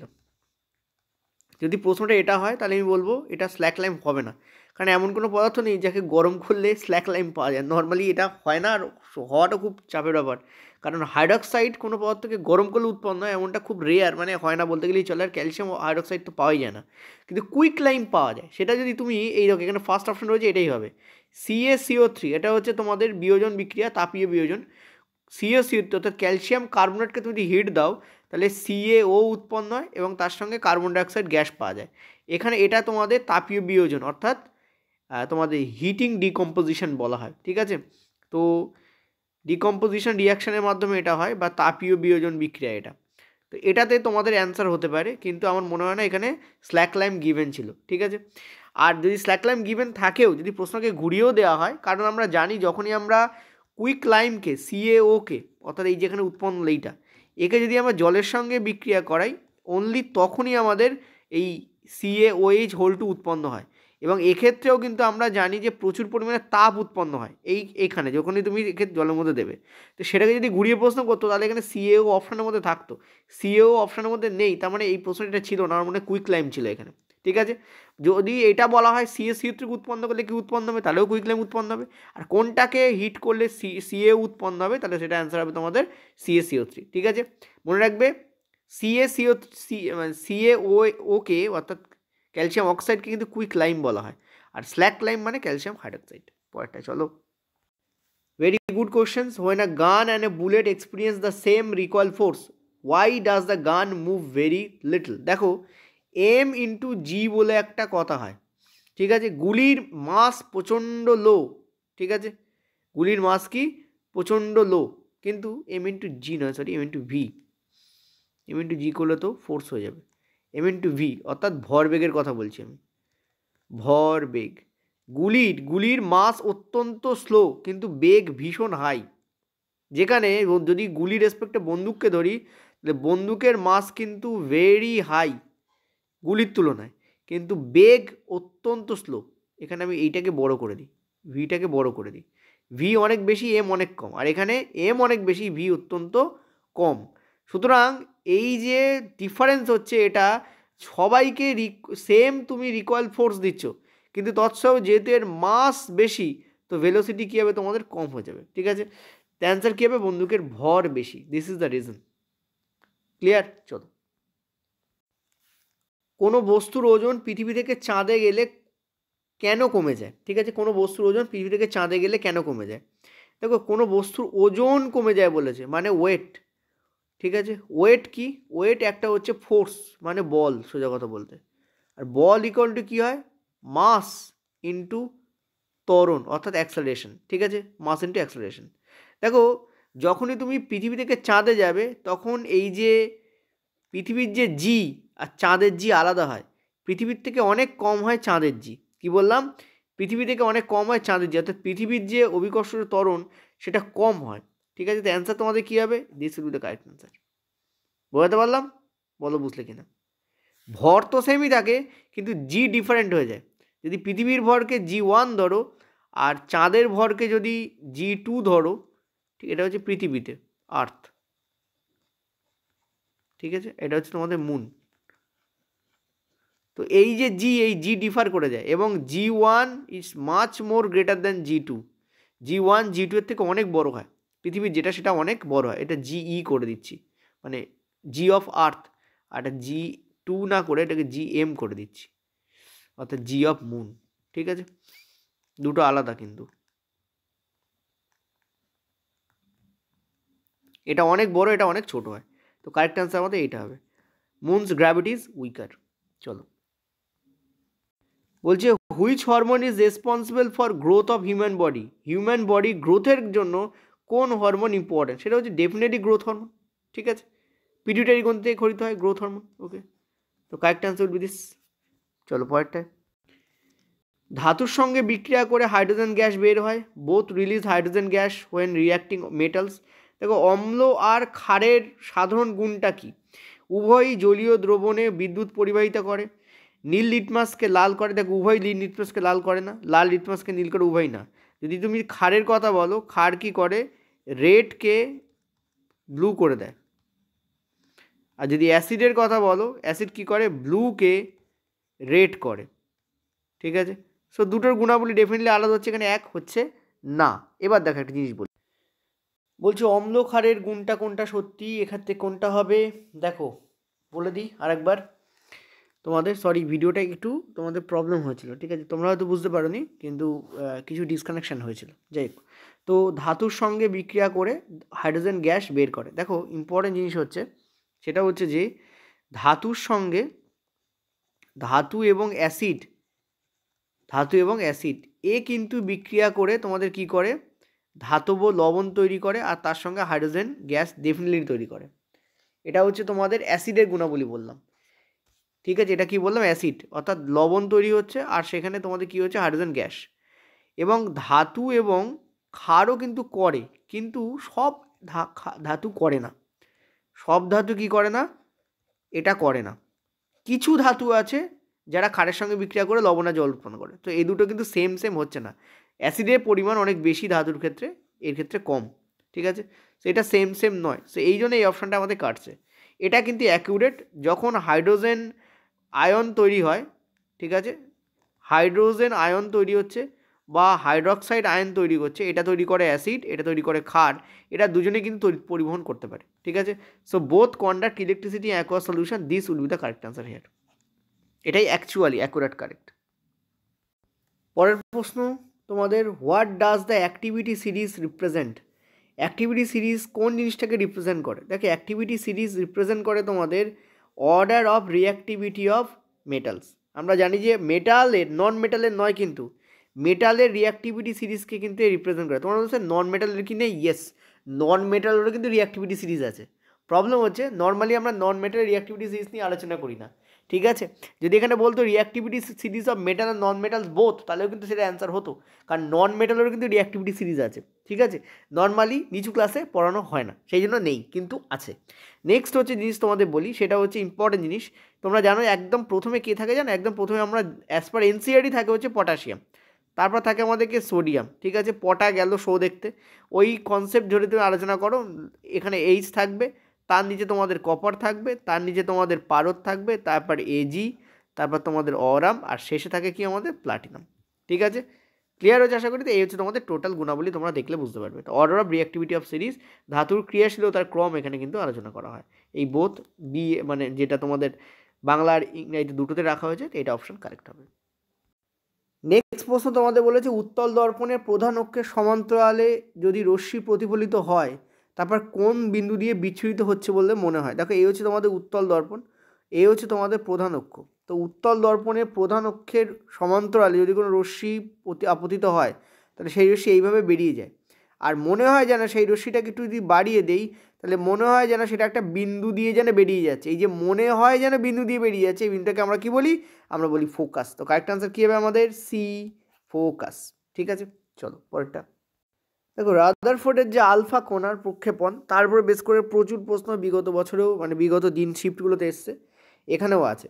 তো বলছি Rutherford alpha particle scattering experiment, which statement is true about striking the gold foil. Gold ফয়েলকে আঘাত করার ব্যাপারে কোনটা সত্যি? নেক্সট বলছে সমস্ত আলফা কণায় সোজা পথে চলে যায়। আমরা জানি না, বেশিরভাগ যায় সোজা পথে চলে, কারণ প্রচুর ফাঁকা স্থান আছে। কিন্তু কিছু কোণা কী হয়, যে পথে যাচ্ছে সেম পথে ব্যাক করে, আর কিছু কোণা কী হয় একটা নির্দিষ্ট কোণে কী করে ব্যাক করে, ঠিক আছে। 180তে ব্যাক করে, কিছু সিধে বেরিয়ে যায়, আর কিছু তোমাদের কী হয়, কিছু কোণে ব্যাক করে। এই তিনটে টাইপের আমরা দেখতে পেয়েছিলাম। অধিকাংশ সোজা ব্যয়, কিছু বেঁকে যায়। এটাই আমাদের কারেক্ট হবে। অল পার্টিকেল ফেরত আসে না, কোনো কোণায় ভেদ করতে পারে না, এটা নয়। এইটা মোস্ট 90% কী হয়, বেরিয়ে গেছিলো। কিছু কোণা তোমাদের 180 ডিগ্রিতে ব্যাক করেছিল, আর কিছু 180 থেকে কম কোণে ব্যাক করেছিল। কি বললাম, বা বেশি কোণও ব্যাক করতে পারে। কিছু 180 মানে not equal to, this angle is not equal to 180, this is definitely equal to 180, this angle is not equal to 180, either greater or less than 180, ঠিক আছে। এই তিনটে কেস 1, 2 অ্যান্ড 3, এই তিনটে কেস আমরা দেখতে পেয়েছিলাম। তো অ্যান্সার কোনটা হচ্ছে? এইটাই আমাদের বি অপশন হচ্ছে। তবে এক্সামিনেশনে যে কোশ্চেনগুলো পড়ছে, বেশিরভাগ স্টুডেন্ট আমাদের বলছে স্যার কঠিন নয়। সমস্যা যেটা হচ্ছে সেটা হচ্ছে কি পড়তে গিয়ে টাইম লাগছে, অর্থাৎ সহজ জিনিসকে কঠিন করে রিপ্রেজেন্ট করানো হয়েছে। পরের প্রশ্ন, which form of carbon has hexagonal structure? পড়েছে পরীক্ষায়, তোমাদের বলেছিলাম যে গ্রাফাইটের যে স্ট্রাকচার হয় সেটা এরকম হয়, এবং এটা ভ্যান্ডার ওয়ালস যে ফোর্স হয় সেই ফোর্স দ্বারা নিচের আরেকটা এরকম হেক্সাগোনাল স্ট্রাকচারের সঙ্গে সেটা কী হয়, জুড়ে থাকে। ঠিক আছে, নিচে এরকম আরেকটা হেক্সাগোনাল স্ট্রাকচার আছে, তার সাথে কী হয়, তোমাদের জুড়ে থাকে। তো এটার অ্যান্সার আমার কী হবে, এবং এখানে দেখতে পাচ্ছি এইগুলো সব কার্বন, এই যে তোমাদের পুটকিগুলো দিচ্ছে, এই পুটকিগুলো সব কার্বন। ঠিক আছে, এই ষড়ভুজাকৃতির স্ট্রাকচার কার হয়, গ্রাফাইটের হয়। এটা কার্বনের একটা রূপভেদ, এবং গ্রাফাইটে লুজ ইলেকট্রন থাকে। এটা যদি পরবর্তীকালে প্রশ্ন আসে, গ্রাফাইটে লুজ ইলেকট্রন থাকে। এই লুজ ইলেকট্রন কি করে, তড়িৎ পরিবহন করতে পারে, এই জন্য গ্রাফাইট, কারণ লুজ ইলেকট্রন থাকে তাই। ঠিক আছে, বোঝাতে পারলাম? তো কারেক্ট আনসার আমাদের কী হবে, গ্রাফাইট। চলো, আচ্ছা এখানে আরেকটা ইনফরমেশান তোমাদের গিভেন দিয়ে রাখি। এই যে তোমাদের রিং হয়, এটা হচ্ছে ফ্ল্যাট হেক্সাগোনাল। ঠিক আছে, ফ্ল্যাট হেক্সাগোনাল। ঠিক আছে, ফ্ল্যাট হেক্সাগোনাল কিন্তু। ঠিক আছে, আর যদি তুমি হীরের ক্ষেত্রে দেখো, ঠিক আছে, সেখানে কী হয় জানো, এখানে একটা তোমাদের কার্বন থাকে, এখানে একটা কার্বন থাকে, এখানে একটা তোমাদের কার্বন থাকে, এই জায়গায় একটা তোমাদের কার্বন থাকে, এই কার্বন ফার্দার এখানে একটা কার্বনের সঙ্গে যুক্ত হয়, এই কার্বন ফার্দার এখানে একটা কার্বনের সঙ্গে যুক্ত হয়। ঠিক আছে, এবং এই জায়গায় আর একটা কার্বন তোমাদের থাকে, এবং এখানে আরেকটা কার্বন তোমাদের থাকে। অর্থাৎ এরকম একটা টেট্রাহেড্রন বলা হয় একে। এই ধরনের গঠনকে আমরা কি বলি, আমরা বলি টেট্রাহেড্রন। ঠিক আছে, বা বাংলায় বলা হয় সুষম চতুস্তলক। ঠিক আছে, অ্যাকচুয়ালি রেগুলার টেট্রাহেড্রনকে এটা বলা হয়। ঠিক আছে, তো আমরা এটাকে রেগুলার বলবো না, আমরা নর্মাল কেমিস্ট্রি থেকে চতুস্তলকই বলা হয়, তো চতুস্তলীয় বলা হয়। ঠিক আছে, তো মনে রাখবে চতুস্তলক শব্দটা মনে রাখবে, যদি বাই চান্স দিয়ে দেয় চতুস্তলক বা চতুস্তলীয়, এই রূপে কিন্তু আমরা ডায়ামন্ডের স্ট্রাকচার দেখতে পাই। আজকে গ্রাফাইট জিজ্ঞেস করেছে, দেখা গেলো কালকে ডায়মন্ড জিজ্ঞেস করলো। ঠিক আছে, তো বলা যায় না, this will be the structure of diamond. ঠিক আছে, এবং ডায়মন্ডে কিন্তু কোনো লুজ ইলেকট্রন থাকে না, no loose electron. That is why diamond কিন্তু তড়িৎ পরিবহন করতে পারে না, গ্রাফাইট পারে। চলো দেখো, আরও কিছু প্রশ্ন তোমাদের এসেছিলো, যেমন তোমাদের জিজ্ঞেস করা হয়েছিল স্টারি ভবন সম্পর্কে। ঠিক আছে, স্টারিফিকেশান সম্পর্কে তোমাদের যে বিক্রিয়া আছে সেটা নিয়ে কোশ্চেন্স এসেছিলো। তোমরা স্টারিফিকেশান পার্টটা একটু পড়ে নিও, এটা তোমাদের থার্ড শিফটের কথা বলছি। ঠিক আছে, থার্ড শিফট, ওকে, থার্ড শিফটের কথা বলছি। থার্ড শিফটে তোমাদের স্টারিফিকেশান এসেছিলো। নেক্সট তোমাদের যেটা এসেছিলো সেটা হচ্ছে তোমাদের এরকম দেওয়া ছিল, এফ এর মান তোমাদের বার করতে বলেছিল, সেখানে এম দেওয়া ছিল সামথিং, আর তোমাদের হয়তো ত্বরণ দেওয়া ছিল। ঠিক আছে, ত্বরণ তোমাদের দেওয়া ছিল, এরকম কিছু দেওয়া ছিল। বা হয়তো এরকম হতে পারে যে V1 অর্থাৎ প্রাথমিক বেগ ইউ, আর ভি তোমাদের গিভেন ছিল, আর ধরো তোমাদের টাইম গিভেন ছিল। এই তিনটে জিনিস গিভেন ছিল, এই তিনটে জিনিস দেওয়া থাকলে সেখান থেকে আমরা ত্বরণ বার করতে পারি।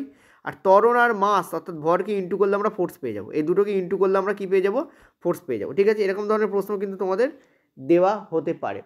যেমন তোমাদের বললাম যে ওই ডায়মন্ডের ক্ষেত্রে ডায়মন্ড দেওয়া হতে পারে। ঠিক আছে, এটা কিন্তু তোমাদের থার্ড শিফটের ওপর বেস করে আমি তোমাদের রিভিউটা দিচ্ছি। Clear, expected.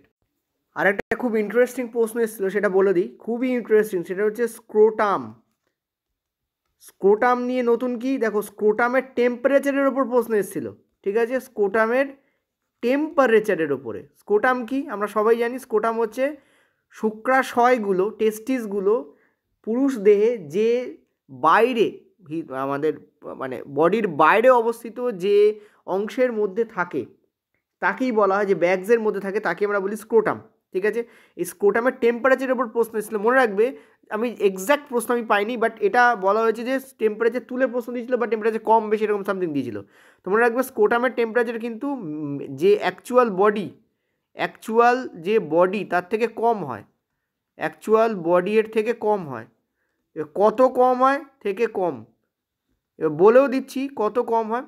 নর্মালি যদি তোমরা ধরো যে 32 থেকে 35 ডিগ্রি সেলসিয়াস যদি বলো, আর যদি ফারেনহাইট বলো, তোমাদের 90 থেকে 95 ডিগ্রি সেলসিয়াস তোমাদের হয়।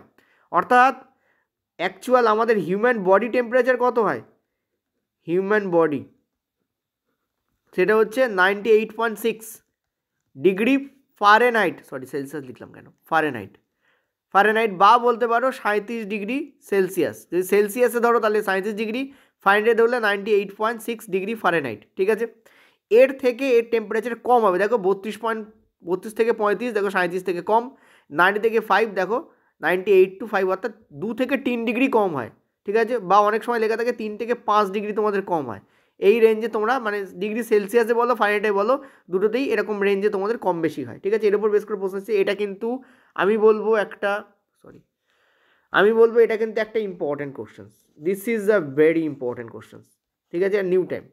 এছাড়া তোমাদের একটা প্রশ্ন এসেছিল সোডা এক্সটিংগুইশার নিয়ে। ঠিক আছে, সোডা অগ্নি নির্বাপক যন্ত্র নিয়ে, অগ্নি নির্বাপক যন্ত্র নিয়ে। ঠিক আছে, তো সোডা এক্সটিংগুইশার অগ্নি নির্বাপক যন্ত্রে কী থাকে মনে রাখবে, সেখানে হচ্ছে তোমাদের থাকে হচ্ছে যে বেকিং সোডা হয় তার সলিউশন থাকে। ঠিক আছে, সোডিয়াম হাইড্রোজেন কার্বনেট অর্থাৎ NaHCO3 এর জলীয় দ্রবণ থাকে। আর এখানে একটা পার্টে ব্যবহার করা হয় তোমাদের অ্যাসিডকে। ঠিক আছে, এই অ্যাসিডকে ব্যবহার করা হয়। এটা কি অ্যাসিড? এটা হচ্ছে লঘু সালফিউরিক অ্যাসিড H2SO4 কে ব্যবহার করা হয়। তো সোডা ফায়ার এক্সটিংগুইশার নিয়ে প্রশ্ন এসেছিলো। এছাড়াও তোমাদের বিভিন্ন কনভার্জিং ডাইভার্জিং ব্যাপার নিয়ে তোমাদের স্টেটমেন্ট বেস প্রশ্ন, গ্র্যাভিটেশনের উপর স্টেটমেন্ট বেস প্রশ্ন এগুলো এসেছিলো। আমি যতটা প্রশ্ন তোমাদের জন্য আলোচনা করেছি এক্সপেক্টেড আকারে, সেগুলো সবকে মাথায় রাখবে, কারণ this are all very good questions. ঠিক আছে, তো অনেকগুলো কোশ্চেন্স তো আমি তোমাদের আলোচনা করেছি। আমি যদি দেখতে পাচ্ছি যে টোটাল 40 কোশ্চেন্সের ওপরে তোমাদের সায়েন্স নিয়ে আলোচনা হলো আজকে। ঠিক আছে, টোটাল 40 কোশ্চেন্সের ওপরে তোমাদের সায়েন্স নিয়ে আলোচনা হলো। ঠিক আছে, 40 কোশ্চেন্সের ওপরে তোমাদের সায়েন্স নিয়ে আলোচনা হলো। এই ভিডিওটাকে ভালো করে দেখতে থাকো। এই ভিডিওগুলো ভীষণ ইম্পর্ট্যান্ট ভিডিও, এটা মাথায় রেখো, প্রচণ্ড ইম্পর্ট্যান্ট কিন্তু এই ভিডিওগুলো। ঠিক আছে, চলো। যেমন দেখো এই টাইপের একটা প্রশ্ন এসেছিলো, what type of physical quantity is force and what is is unit. দেখো ফোর্সের কি তোমাদের কোয়ান্টিটি কি, মানে ফোর্সের তোমাদের কোয়ান্টিটি কি। ঠিক আছে, ফোর্সের কোয়ান্টিটি কি অর্থাৎ রাশি, কী ধরনের রাশি এটা কিন্তু ফোর্স হচ্ছে কি তোমাদের ভেক্টর রাশি, আমরা সবাই জানি ফোর্স ইজ আ ভেক্টর রাশি, এটা অলওয়েজ মাথায় রাখবে। আর ফোর্সের একক কী হয়? নিউটন হয়। ঠিক আছে, ফোর্সের একক কী হয়? নিউটন হয়। বল, ঠিক আছে, বল কাকে বলা হয়? ভর ইন্টু ত্বরণকে আমরা বল বলি। ভর যদিও স্কেলার রাশি কিন্তু ত্বরণ কিন্তু ভেক্টর রাশি। ভর যদিও স্কেলার রাশি, ঠিক আছে, কিন্তু ত্বরণ কিন্তু ভেক্টর রাশি। ঠিক আছে, এবং স্কেলার আর ভেক্টরকে গুণ করলে ভেক্টর হচ্ছে, এই গুণ কিন্তু ডট প্রোডাক্ট হয় বেসিক্যালি, বাট স্টিল তো ভেক্টর হয়। ঠিক আছে, এটা মাথায় রাখবে, ইম্পর্ট্যান্ট খুব। তো এখানে একক কী হয়? তোমাদের নিউটন হয়। এটা একটা ইম্পর্ট্যান্ট কোশ্চেন ছিল। তো কারেন্ট অ্যাফেয়ার্স আমি তোমাদের চেষ্টা করছি সকালে দেওয়ার, কারণ প্রচুর সায়েন্সের কোশ্চেন্স আজকে গ্যাদার হয়েছিল। ঠিক আছে, তো নেক্সট আমি তোমাদের চেষ্টা করছি কারেন্ট অ্যাফেয়ার্স একটা নেক্সট ভিডিওতে তোমাদের দেওয়ার। ওকে, এই হচ্ছে তোমাদের টোটাল সায়েন্সের ভিডিও ছিল।